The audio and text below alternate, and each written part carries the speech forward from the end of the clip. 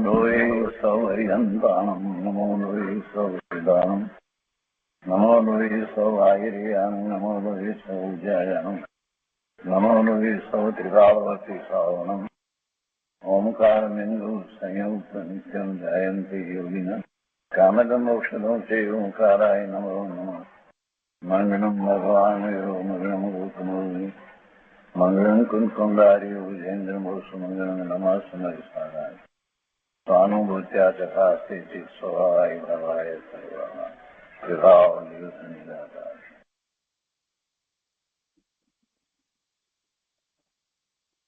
સમંતભદ્ર સ્વામી રચિત રત્નકરંડક શ્રાવક આચારનો સ્વાધ્યાય આપણે કરી રહ્યા છીએ. આચાર્ય પ્રભાચંદ્રજીની સંસ્કૃત ટીકા છે અને છોટાભાઈના ગુજરાતી અનુવાદ છે. એ સાથે બીજા કેટલાક શાસ્ત્રોમાંથી વિશેષ કરીને પણ વાતો સાથે લેવામાં આવી છે. તો એનો સ્વાધ્યાય રત્નકરંડક શ્રાવક આચારનો સ્વાધ્યાય આપણે કરી રહ્યા છીએ. એમાં આપણે 35ની ગાથા 35મા શ્લોક સુધી સ્વાધ્યાય કર્યો છે અને એમાં સમ્યક દ્રષ્ટિ ને પછીથી કેવી ગતિ નથી થતી એની વાત લીધી. 8 પ્રકારે ગતિ જે એને નથી થતી એની વાત લીધી છે. નરક આદિની કે સ્ત્રીની કે તિર્યકની કે એ બધી. અને સાથે ધારો કે એને પહેલા એવો બંધ પડી ગયો અને પછીથી સમ્યક થાય તો શું થાય એ બધી વાત પણ એમાં આવી. તો એ અગાઉની ગાથામાં એ વાત કર્યા પછીથી હવે અહીંયા કહે છે કે સમ્યક દ્રષ્ટિ બીજા ભાવમાં મહાપુરુષ બને છે. હવે એ વાત કરે છે અને ત્યાં જે સમ્યક દ્રષ્ટિને એ બધી ગતિ કેમ નથી થતી એનું કારણ પણ સમજાવ્યું કે એના પછી એવા સંશ્લેષ પરિણામ જ નથી થતા કે જેથી કરીને એવા બંધ થાય એટલે એવી ગતિ નથી થતી. પણ એ વાત તો ઠીક છે, એવા પરિણામ નથી થતા, પાપના પરિણામ એવા નથી થતા, એ વાત તો બરાબર છે. પણ સાથે સમ્યક દ્રષ્ટિને જે પુણ્યનો બંધ પડે છે તો પુણ્યના બંધને કારણે જે બીજા ભાવની અંદર જે પ્રાપ્ત થાય છે એની વાત હવે આચાર્ય ભગવાને કરવી છે. જો સમ્યક દર્શનનું મહાત્મ્ય બધી રીતે સમજાવ્યું છે એટલે આ વાત પણ મહત્વની છે. તો શ્લોક 36 આપણે લઈએ છીએ.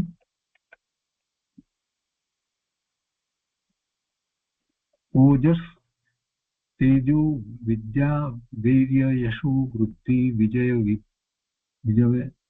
વિભવ સનાથા મહાકુલા મહાર્થા માનવ તિલકા ભવંતી દર્શન પુતા. એના અર્થમાં કહે છે કે દર્શન પુતા એટલે શુદ્ધ સમ્યક દ્રષ્ટિ જીવો, સમ્યકથી શુદ્ધ પવિત્ર થયેલા જીવો એ ઓજસ તેજો વિદ્યા વીર્યશો વૃદ્ધિ વિજય વિભવ સનાથા એટલે ઉત્સાહ પ્રતાપ. ઓજસનો અર્થ અહીંયા ઉત્સાહ કર્યો છે, તેજસનો પ્રતાપ કાંતિ કર્યો છે, વિદ્યા બળ કીર્તિ ઉન્નતિ વિજય અને સંપત્તિ સહિત. વિજય વૈભવ સનાથા એટલે વૈભવ એટલે સંપત્તિ સહિત. મહાકુલા એટલે ઉચ્ચ કુળવાળા, ચ મહાર્થા અને મહાપુરુષાર્થોના સાધક, માનવ તિલકા મનુષ્યમાં શિરોમણી ભવંતી થાય છે. શુદ્ધ સમ્યક દ્રષ્ટિ જીવો, સમ્યકત્વથી શુદ્ધ પવિત્ર થયેલા જીવો ઉત્સાહ પ્રતાપ કાંતિ વિદ્યા બળ કીર્તિ ઉન્નતિ વિજય અને સંપત્તિ સહિત ઉચ્ચ કુળવાળા અને મહાપુરુષાર્થોના સાધક. જો આ બધું તો છે પણ સાથે ને સાથે એ ભાવમાં એમનો પુરુષાર્થ ઉપડે જ છે. મહાપુરુષાર્થોના સાધક શક્તિહીન નથી હોતા. વીર્ય છે, બળ છે, બુદ્ધિ બધું છે, પણ એનો ઉપયોગ ક્યાં કરે છે? એનો ઉપયોગ પોતાની શુદ્ધ દશા, પૂર્ણ શુદ્ધ દશાને પ્રાપ્ત કરવા માટે કરે છે. આ બધું છે જ, પણ મૂળ વસ્તુ તો આ છે. અને એટલા માટે સમ્યક દ્રષ્ટિ જયારે ચક્રવર્તી હોય તો એને કઈ ખરેખર અંતરમાં એમ નથી કે બધાને જીતીલું, એમ ભાવ નથી. એ તો ચક્રવર્તી પદ છે અને આ ભાવમાં એવા પુણ્ય છે એટલે એ પ્રમાણે થાય છે, પણ એના અંતરમાં તો ભાવ શું છે? સમ્યક દ્રષ્ટિ છે. એને શેને જીતવું છે? એને કઈ જગતના છ ખંડને જીતવા છે એમ નથી. એને તો સર્વ કષાયોને જીતી લેવા છે. સર્વ કષાય ભાવથી મુક્ત થવું છે.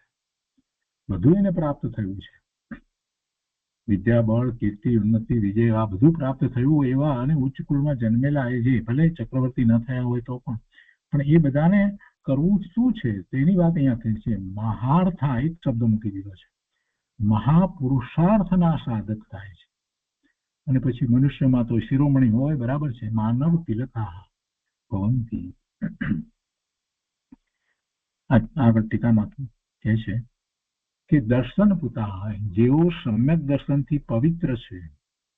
દર્શન પુતા, કેટલો સુંદર શબ્દ મૂક્યો છે. દર્શનથી, સમ્યક દર્શનથી પવિત્ર છે. જેઓ સમ્યક દર્શનથી પવિત્ર છે એવા, અર્થાત જેમનું સમ્યક દર્શન પવિત્ર શુદ્ધ છે એવા શુદ્ધ સમ્યક દ્રષ્ટિ જીવો માનવ તિલકા, મનુષ્યના તિલક શોભારૂપ થાય છે. કપાળમાં તિલક જે છે એ ચહેરાની શોભારૂપ ગણવામાં આવે છે તિલકને. અહીંયા કહે છે કે એવા મનુષ્યના તિલક મનુષ્યમાં શોભારૂપ થાય છે, મનુષ્યમાં પ્રધાન મુખ્ય હોય. વળી શુદ્ધ સમ્યક દ્રષ્ટિ જીવો કેવા છે તે કહે છે કે ઓજ ઇત્યાદિ, ઓજસ, ઉત્સાહ, પ્રતાપ, કાંતિ,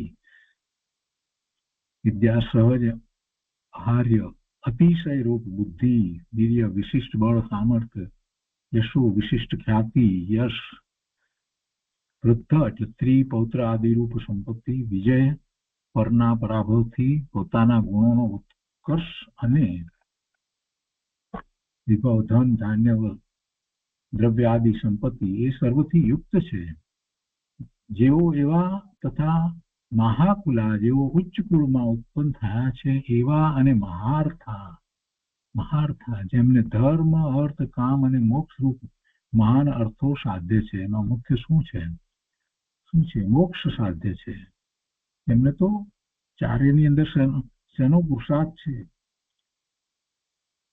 શેનો પુરુષાર્થ છે? એમને તો મોક્ષનો પુરુષાર્થ છે. અર્થાત જેવો ધર્મ, અર્થ, કામ અને મોક્ષના સાધક છે એવા, એટલે બીજું બધું તો ઠીક છે, સાથે હોય છે. અને ધર્મનો અર્થ અહીંયા થાય છે શુભ ભાવ. અર્થ અને કામ એ કહેવા માત્ર છે, પણ એ તો ખરેખર તો મોક્ષના સાધક છે. એવા સમ્યક દ્રષ્ટિ જીવો મનુષ્યના તિલક થાય છે. ભાવાર્થમાં બહુ વધારે વાત નથી લીધી, ટૂંકમાં કહી દીધું કે શુદ્ધ સમ્યક દ્રષ્ટિ જીવો સમ્યક દર્શન થયા પછીથી એ શરીરને છોડી અને જ્યાં વિજય ઉત્પન્ન થાય છે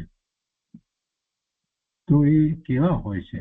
ઉત્સાહ, પ્રતાપ, કાંતિ, બળ, વિદ્યા, કીર્તિ, ઉન્નતિ, વિજય અને સંપત્તિ સહિત ઉચ્ચ કુળવાન અને ધર્મ, અર્થ આદિ પુરુષાર્થના સાધક મનુષ્યના શિરોમણી રાજા થાય છે. હવે વિશેષની અંદર વાત કરી છે એ આપણે લઈએ. અહીંયા કહે છે કે સમ્યક દ્રષ્ટિને શુદ્ધતાની સાથે સહચર રૂપે શુભભાવ પણ હોય છે. આ બધું જે થાય છે એ તો વાત શુભભાવને કારણે, પુણ્યને કારણે છે. એ તો બધા પુણ્યના ઉદયો છે. એ કઈ ખરેખર સમ્યક દ્રષ્ટિનું મહાત્મા નથી. સમ્યક દ્રષ્ટિનું મહાત્મા તો એનું જે આ બધું છે એની સાથે જે પુરુષાર્થ છે ને, એ પુરુષાર્થ એ કરે છે ભાવમાં, એ એની વાત છે. સમ્યક દ્રષ્ટિને શુદ્ધતાની સાથે સહચર રૂપે શુભભાવ પણ હોય છે. અને તે શુભભાવને અહીં વ્યવહાર ધર્મ સમજવું. અને એ વ્યવહાર ધર્મ, શુભભાવ જેટલું છે તે વ્યવહાર ધર્મ છે. અને એના ફળ રૂપે, એટલે કે એને કારણે પુણ્યના બંધ પડે છે, તો એ ફળ રૂપે પછીના ભવની અંદર એને લક્ષ્મી વગેરેનો સંયોગ થાય છે. શરીર પણ એવું મળે છે, બળવાન, ઉચ્ચ કુળ મળે, આ બધું જ મળે છે. અઘાતી કર્મની પ્રકૃતિઓ જે છે, એની પુણ્ય પ્રકૃતિઓ જે છે, એ બધી એને બંધાય છે. કેટલી બધી, કેટલાય પ્રકારે. અઘાતી કર્મની અંદર 101 પ્રકૃતિની અંદર કેટલીક પુણ્ય પ્રકૃતિ છે, કેટલીક પાપ પ્રકૃતિ છે. કેટલીક પ્રકૃતિ એવી છે કે જે પુણ્ય તરીકે હોય, પાપ તરીકે હોય, એમ પણ કેટલીક પ્રકૃતિની છે. તો એમને એવી પુણ્યની પ્રકૃતિઓ જે નો બંધ પડે છે, એટલે એ બીજા ભવની અંદર એને કારણે એવા સંયોગોને પ્રાપ્ત કરે છે. મૂળ વાત તો એ કેવી છે, ફળરૂપે પ્રાપ્ત કરે છે તો કઈ સમ્યક્તના ફળરૂપે પ્રાપ્ત કરે છે એમ નથી, પણ એની સાથે રહેલો જે શુભભાવ, સહચર રૂપે જે શુભભાવ હોય છે, તો એ શુભભાવને અહીંયા વ્યવહાર ધર્મ સમજવો. નિશ્ચય ધર્મ તો પોતાને સમ્યક તો પ્રગટ થયું છે, આત્માની અનુભૂતિ થઈ છે, વારંવાર સ્વરૂપનું લક્ષ્ય કર્યા કરે છે, એ નિશ્ચય ધર્મ છે. અને સાથે રહેલો જે શુભભાવ છે, એ શુભભાવ એ વ્યવહાર ધર્મ છે. અને એના ફળરૂપે પુણ્યના બંધ પડે છે. તો પુણ્યના બંધને કારણે અઘાતી કર્મની પુણ્યની પ્રકૃતિઓ બંધાય. ઘાતી કર્મમાં તો કોઈ પુણ્ય પ્રકૃતિ હોતી જ નથી. એટલે જે કંઈ પુણ્ય હોય, ગમે તેટલું પુણ્ય બંધ થયો હોય કોઈને પણ, આ વાતને આપણે બહુ ગંભીરતાથી લેતા નથી, પણ સમજવાની જરૂર છે. ગમે તેટલા પુણ્યનો બંધ થયો હોય, ગમે તેટલા ઉત્કૃષ્ટ શુભભાવ કર્યા હોય, તે છતાં પણ એથી કઈ ઘાતી કર્મની પ્રકૃતિઓ ઉપર કઈ ફેર પડે છે એમ નથી. એને કારણે, એને અઘાતી કર્મની પુણ્ય પ્રકૃતિને કારણે એવા સંયોગો પ્રાપ્ત થાય. ગમે તેટલા ઉત્કૃષ્ટ સંયોગો પ્રાપ્ત થયા હોય છતાં પણ એને પુરુષાર્થ તો કરવો પડે. એ વાત મહત્વની છે.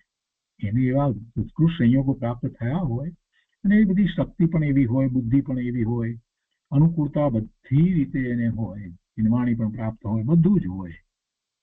એટલે એવો જીવ સમ્યક દ્રષ્ટિ છે તો પછી શું કરે છે? એ ભાવમાં શું કરવાનો છે? એ મોક્ષનો પુરુષાર્થ જ સાધવાનો છે. મોક્ષ માર્ગમાં વિશેષ શુદ્ધિની વૃદ્ધિ કરવાનો છે. એટલે એ મુનિદશા અંગીકાર કરે એમાં કોઈ આશ્ચર્યની વાત નથી. સમ્યક દ્રષ્ટિ જીવ છે એ દેવલોકમાં ગયો, ત્યાંથી પછી એ સમ્યક દ્રષ્ટિ દેવ પાછો મનુષ્ય થાય તો શું કરવાનો છે? એવો પુરુષાર્થ જ કરવાનો છે. જો જે સમ્યક દર્શન પછીથી દેવલોકમાં જાય છે, એવો દેવ પણ શું કરે છે? એ પુરુષાર્થ કરે છે. સમ્યક દ્રષ્ટિ દેવ છે એ ભગવાનના સમોસરમાં જાય છે, ભગવાનના કલ્યાણકોમાં જાય છે, અને ત્યાં પણ એટલા બધા લાંબા આયુષ્ય સુધી એ શું કરે છે? મિથ્યા દ્રષ્ટિ દેવોની જેમ ઈર્ષા, તૃષ્ણા, આસક્તિમાં જીવન પૂરું નથી કરતું. એ એની ધર્મ ધ્યાનની પ્રવૃત્તિમાં સમય વિતાવે છે, કેમ કે આયુષ ઘણું લાંબુ છે. અને એટલે એક શબ્દ દ્વારા આપણને વાત કરી હતી ને, એ પુરુષાર્થ કરે છે. એની પુરુષાર્થની વાત કરી હતી. એ પુરુષાર્થ કરે છે તો પુરુષાર્થ કરવાનું એને એવું બળ સામર્થ છે, એ પ્રગટ છે, એટલે એ તો એ જ કરવાનો છે. અને સમ્યક દ્રષ્ટિ છે, દ્રષ્ટિ સર્વત્ર ભરે છે. અહીંયા કહે છે કે સમ્યક દ્રષ્ટિને શુદ્ધતાની સાથે સહચર રૂપે શુભભાવ પણ હોય છે, અને તે શુભ ભાવને અહીં વ્યવહાર ધર્મ સમજવો. તેના ફળરૂપે તેને લક્ષ્મી વગેરેનો સંયોગ થાય છે, પરંતુ તેને પુણ્ય ભાવનું કે તેના ફળરૂપ સંયોગી પદાર્થનું સ્વામિત્વ હોતું નથી. શ્રદ્ધામાં, અભિપ્રાયમાં તેનો સ્વીકાર નથી કે હું આનો સ્વામી છું, આ રાજ મારું છે, આ બધી સંપત્તિ ધન બધું મારું છે, એવી કોઈ વાત હોતી જ નથી. પોતાનું સ્વરૂપ છે, પોતાની સત્તા છે, અસંખ્ય પ્રદેશ, અનંત ગુણનો પિંડ, પોતે ભગવાન આત્મા, એ સત્તા પોતે એમાં રહ્યો છે, એ પોતાનું છે. પોતાના અનંત ગુણનું ભવન અંદરમાં ચાલી રહ્યું છે, એ પોતાનું છે. પણ આ કાંઈ બધું બહારમાં જે પ્રાપ્ત થાય એ સંયોગી પદાર્થોમાં એને પોતાપણાની બુદ્ધિ થતી નથી. આગળ કહે છે કે ચારિત્ર્યની નબળાઈના કારણે તેને સંયોગી પદાર્થ તરફ લક્ષ જાય છે, નથી જતું એવું પણ નથી. આપણે આ વાત પહેલા પણ કરી છે કે મોહની કર્મના બે મુખ્ય ભાગ દર્શન મોહની અને ચારિત્ર મોહની. સમ્યક દર્શન થાય, ચોથા ગુણસ્થાનની દશા હોય ત્યારે દર્શન મોહનીય જાય, અને સાથે ચારિત્ર મોહનીયની પહેલી અનંતાનુબંધીની ચોકડી જાય. પણ હજી તો બાકીની 3 ચોકડી એટલે એ 12 અને 9 કસાય એની કર્મની પ્રકૃતિ, ચારિત્ર મોહનીય કર્મની પ્રકૃતિઓ એ 21 ઊભી છે ચોથા ગુણસ્થાને પણ. 5મે છે તો એમાં એને એ પછીની 2 ચોકડી એટલે 8 અને 9 17 હજી કર્મની પ્રકૃતિ, ચારિત્ર મોહનીય કર્મની પ્રકૃતિઓ એને અને ઉદયમાં છે, ઊભી છે એટલે ઉદયમાં છે. અને એમાં ઉદય ચાલતા હોય તો એ એના નિમિત્ત તરીકે એ નિમિત્ત થાય છે કર્મી ચારિત્ર મૂળની કર્મની પ્રકૃતિઓ એ નિમિત્ત કારણ છે અને એના નિમિત્તે એને કોઈ પણ પ્રકારે મંદ કશાય થાય, એને થાય એવા ક્રોધ માન માયા લોભ થાય, એવું થઈ શકે, ન થાય એવી કોઈ વાત નથી. અને એમાં દરેક વખતે જયારે શાસ્ત્રમાં વાત કરવામાં આવે ત્યારે એમ જ વાત કરવામાં આવે છે કે ચારિત્રની નબળાઈના કારણે. એટલે ચારિત્રની નબળાઈ તો આ રીતે છે કે હજી એને એક કર્મની એવી પ્રકૃતિઓના ઉદયો છે અને એ પ્રકૃતિના ઉદયો જે છે ખરી જાય છે, એના કારણે જ કરી જાય છે. પણ એ વખતે સામે શું છે તો કે એ વખતે એનો સામે અપૂર્વ પુરુષાર્થ હોય છે. એટલે પછી એ મુનિ દશા અંગીકાર કરી લે છે અને સાતમા ગુણસ્થાનની દશાને પ્રગટ કરે છે તો માત્ર સંજનન કસાયની ચોકડી અને પેલા નવ કસાય પણ અતિ મંદ એના ઉદયો વર્તે છે. એ પુરુષાર્થ એનો છે અને સામે એ જ પ્રમાણે થવાનું છે તો થાય છે. એ કર્મની પ્રકૃતિઓ મુખરવું થાય છે. એટલે એ નથી થતું ત્યાં સુધી જે કંઈ થઈ રહ્યું છે એ વખતે પણ એ કઈ ભૂલો નથી પડી જતો. એની માન્યતા જે છે, શ્રદ્ધા જે છે, એમાં કોઈ ફેર પડી જાય એમ નથી. એટલે પછી એને સમજાવવા માટે એમ કહેવામાં આવે કે ચારિત્રની નબળાઈના કારણે તેનું સંયોગી પદાર્થ તરફ લક્ષ જાય છે, પરંતુ તે સંયોગી ભાવની સાથે પણ તે એકતા કરતો નથી, એમાં મમતા કરતો નથી, એકત્વ કરતો નથી. તેથી મોક્ષનો પુરુષાર્થ ચાલુ રાખી તે બધાનો અભાવ કરી મોક્ષ પ્રાપ્ત કરે છે અને તેનું નામ ધર્મ અર્થ કામ અને મોક્ષનો પુરુષાર્થ છે એમ સમજવું. ગુરુદેવે આ ધર્મનો અર્થ કર્યો છે શુભાવ જ કર્યો છે. ધર્મ એટલે કે શુભાવ સમજવો. અને અર્થ અને કામની જયારે વાત કરીએ તો એ બધું એ થાય છે, એનો કઈ સ્વામી થતો નથી. એનો સાચો પુરુષાર્થ તો મોક્ષનો પુરુષાર્થ જ છે. આ દ્રષ્ટિએ જ સમ્યક દ્રષ્ટિ જીવોને મહાર્થા અર્થાંત ધર્મ અર્થ અને મોક્ષના સાધક કયા છે.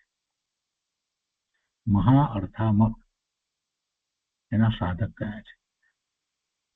ઉદાહરણ આપીને વધારે સ્પષ્ટ કર્યું છે કે જેમ ખેડૂત અનાજ માટે ખેતી કરે છે પરંતુ તેને અનાજ સાથે અનાયાસે ખડની ઘાસની પણ પ્રાપ્તિ થાય છે.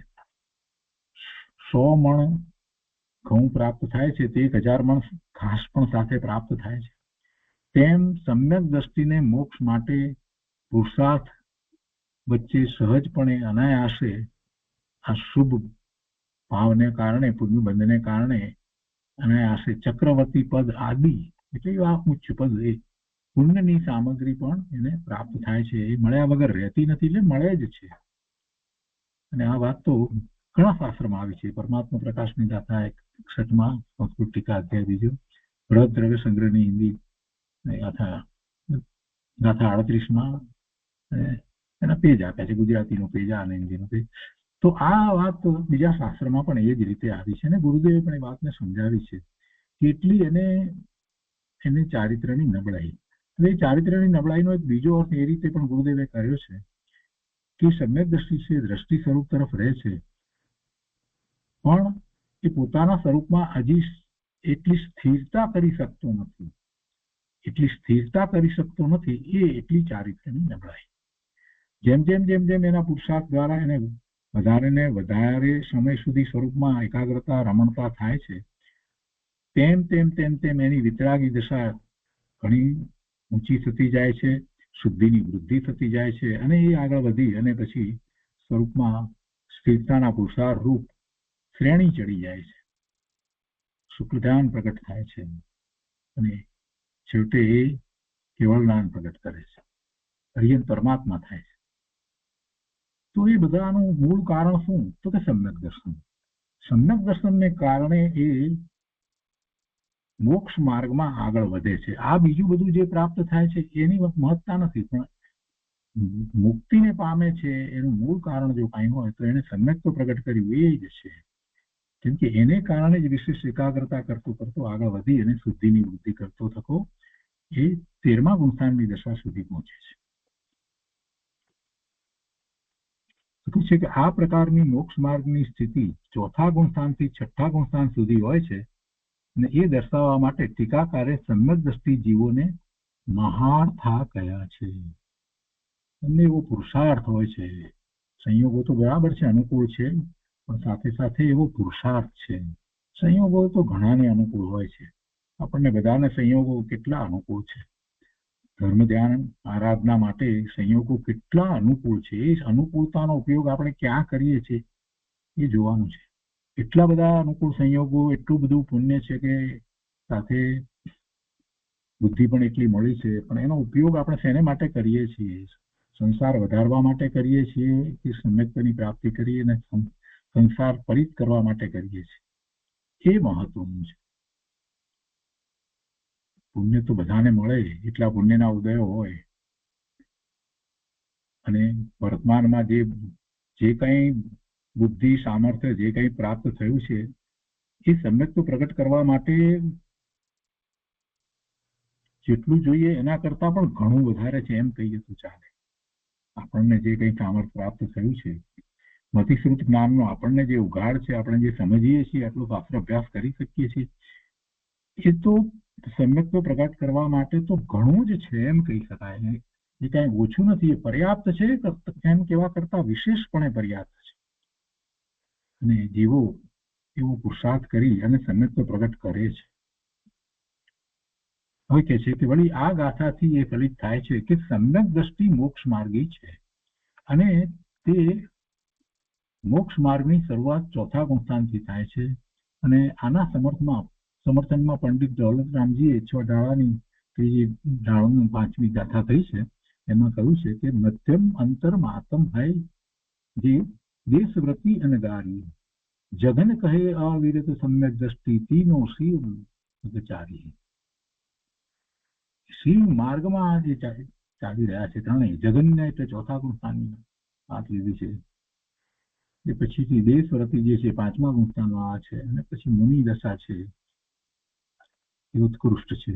તો એ કહે છે ભાવાર્થમાં કે દેશવ્રતિ અર્થાત 5મ ગુણસ્થાનવર્તી શ્રાવક અને અનગારી અર્થાત 6ઠ્ઠા ગુણસ્થાનવર્તી મુનિ, એ બંને મધ્યમ અંતરાત્મા છે, અને ચોથા ગુણસ્થાનવર્તી અવિરત સમ્યકદર્શી જગન્ય અંતરાત્મા છે.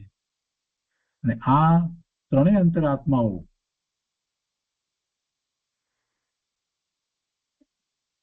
મોક્ષ માર્ગી છે. આમાં અહીંયા અને વર્ણનમાં બે લીધા છે. દેશવ્રતિ અર્થાત 5મ ગુણસ્થાનવર્તી શ્રાવક અને અનગારી અર્થાત 6ઠ્ઠા ગુણસ્થાનવર્તી મુનિ, એ બંને મધ્યમ અંતરાત્મા છે. અને મુનિ દશામાં જે છે તો એ ઉત્કૃષ્ટ છે. અંતરાત્મા એ ઉત્કૃષ્ટ અંતરાત્મા છે. એટલે એ અંતરણ.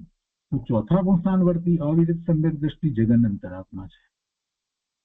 તો આ ત્રણેય અંતરાત્માઓ મોક્ષ માર્ગી છે. જો મોક્ષ માર્ગ ચોથા ગુણસ્થાનથી શરૂ થતો ન હોય તો અવિરત સમ્યક દ્રષ્ટિને પંડિતજી મોક્ષ માર્ગી કેમ કહે? એટલે કે એ મોક્ષ માર્ગમાં જ છે, ચોથા ગુણસ્થાને એ મોક્ષ માર્ગી જ છે.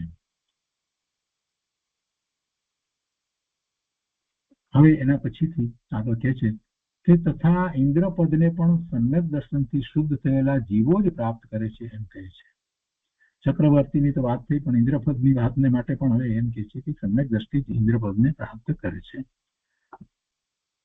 તો શ્લોક 37મો છે, એમાં કહે છે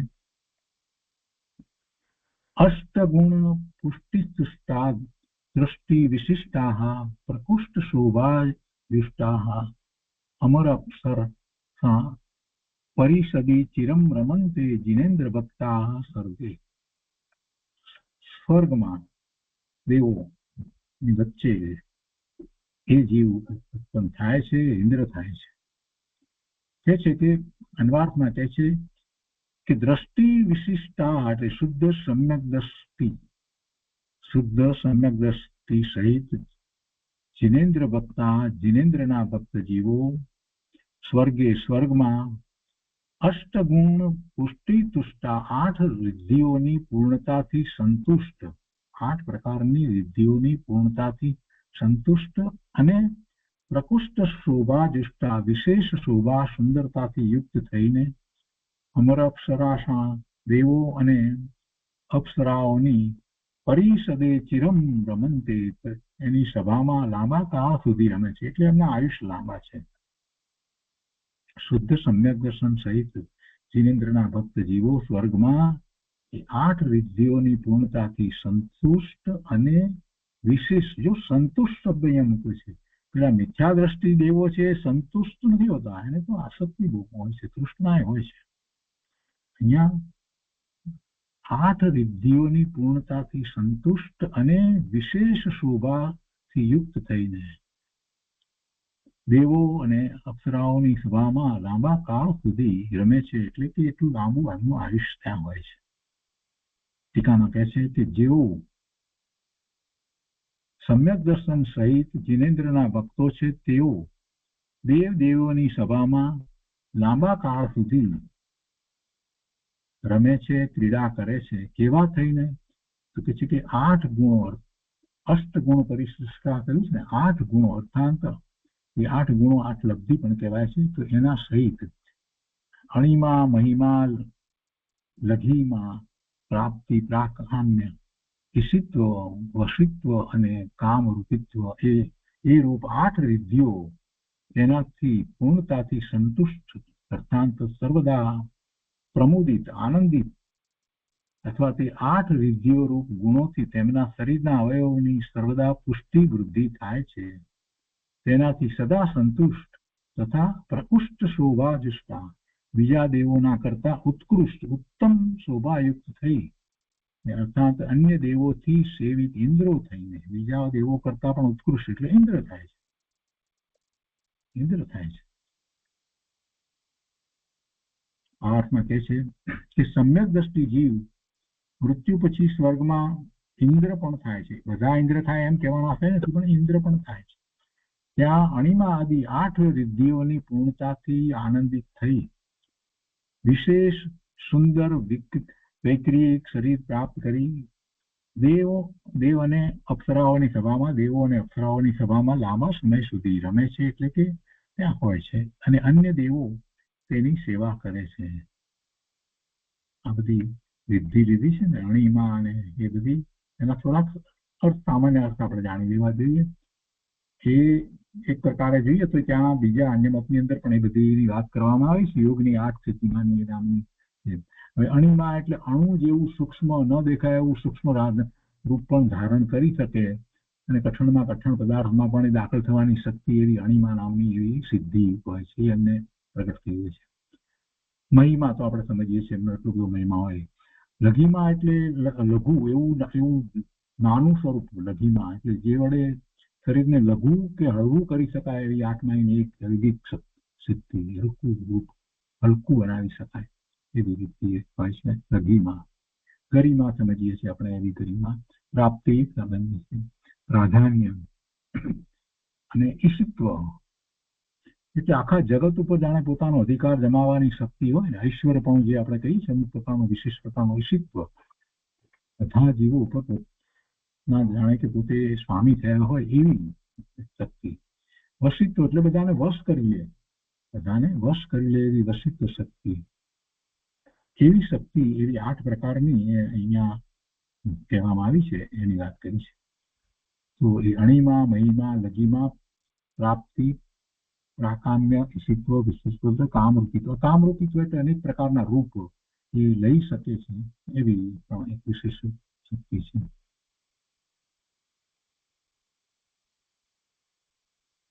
એ બધી એની અહીંયા એ વાત કરવામાં આવી છે.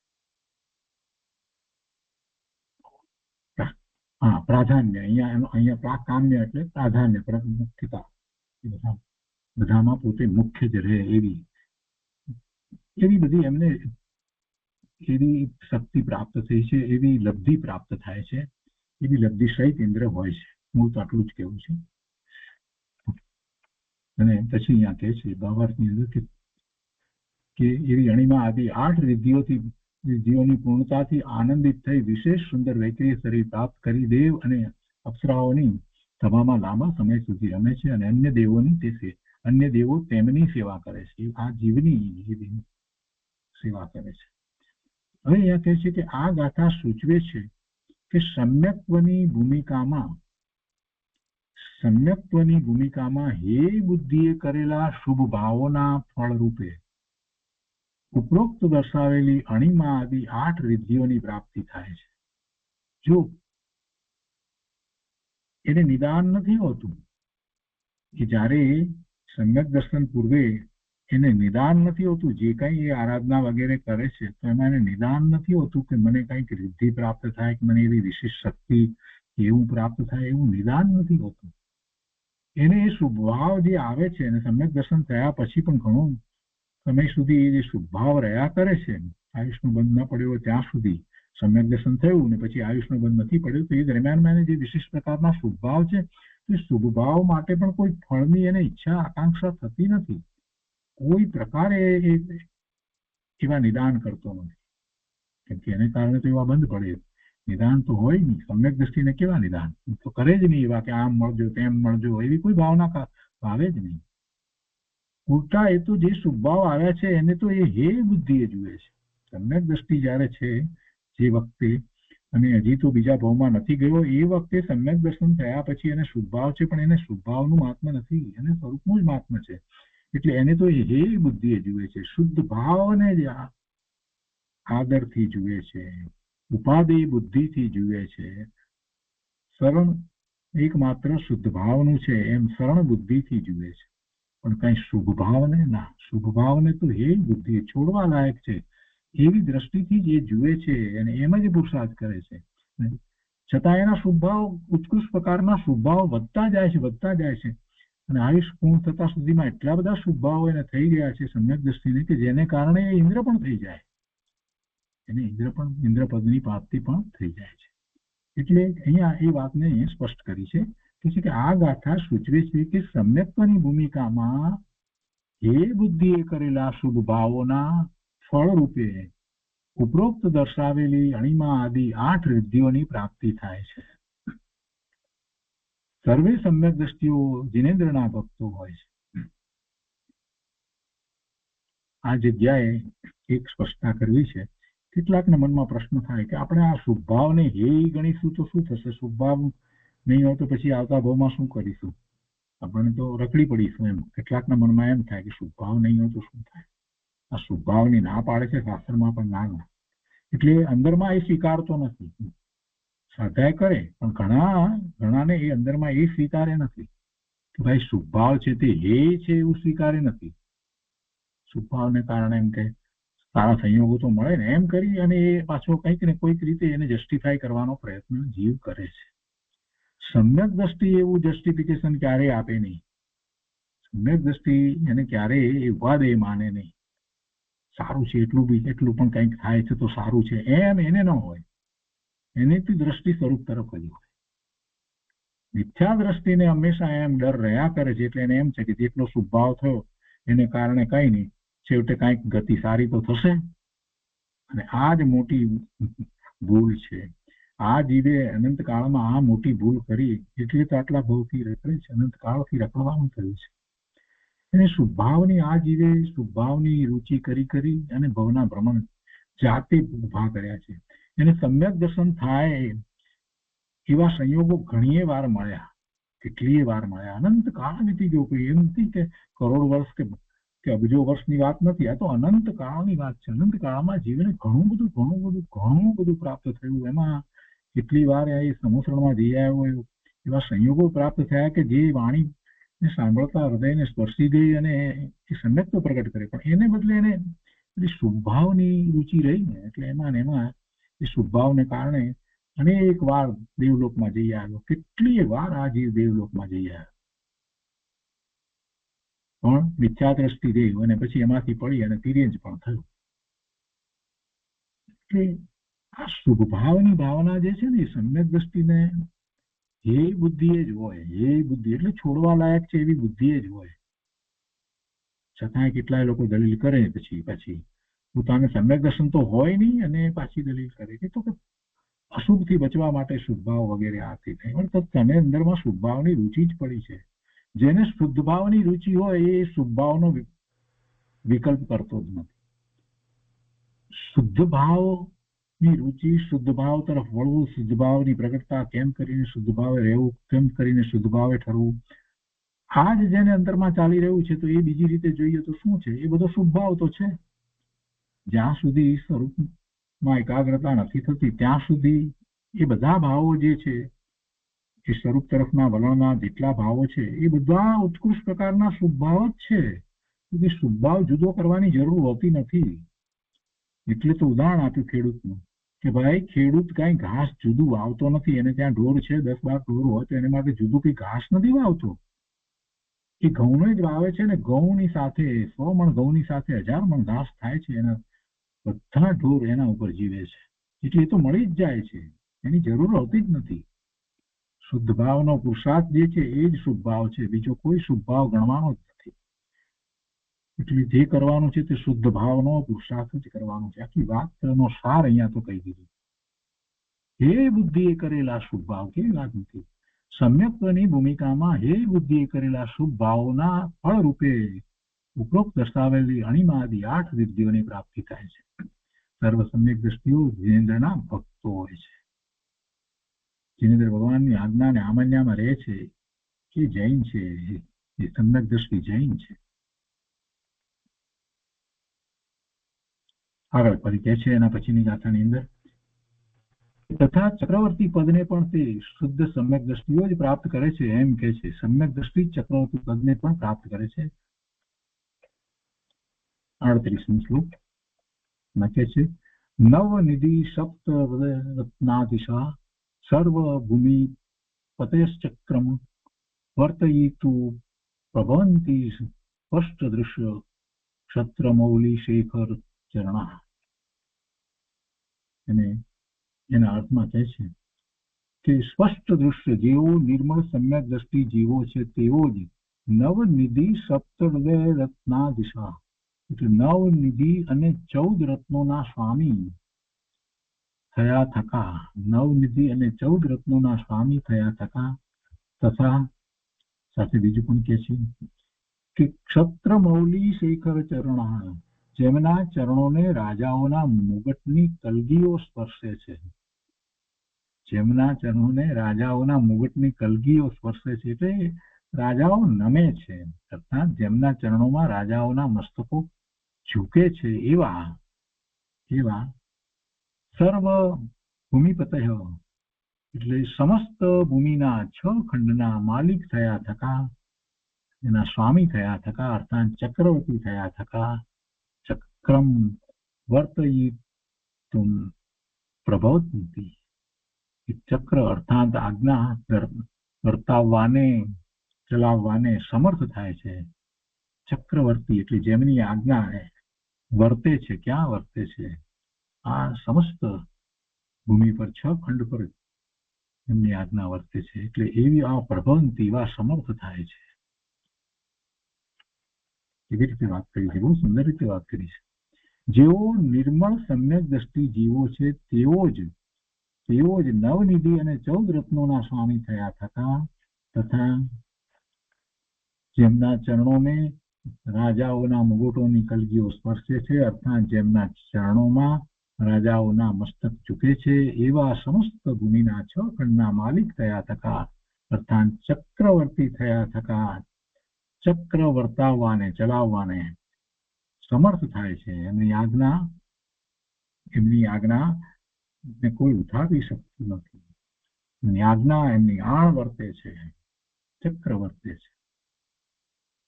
ટીકામાં કહે છે કે જેઓ નિર્મળ સમ્યક દ્રષ્ટિ જીવો છે તેઓ જ ચક્રરત્ન તેનાથી ચક્રથી સાધ્ય સર્વ કાર્યોમાં સ્વાધીનપણે પ્રવર્તાવવાને બીજાઓને પ્રવર્તાવવાને નિર્મળ સમ્યક દ્રષ્ટિ જીવો છે તેઓ જ ચક્રરત્નો તેનાથી ચક્રથી સાધ્ય સર્વ કાર્યોમાં સ્વાધીનપણે પ્રવર્તાવવાને સમર્થ થાય છે. કેવા છે તેઓ? સર્વભૂમિ અર્થાત 6 ખંડ પૃથ્વીના પતિ સ્વામી અર્થાત ચક્રવર્તી છે એવા. વળી કેવા છે તો નવનિધિઓ અને સંખ્યાએ 14 રત્નોના સ્વામી છે એવા. ક્ષત્ર એટલે દોષથી જે પ્રાણીઓની રક્ષા કરે છે તે ક્ષત્રો એટલે રાજાઓ છે. તેમના મુકટની કલગીઓ જેમના ચરણોને સ્પર્શે છે એવા તેઓ છે. આમ ક્ષત્ર મૌલી કીધું ને ક્ષત્ર એટલે રાજા. એ અર્થ કઈ રીતે કર્યો?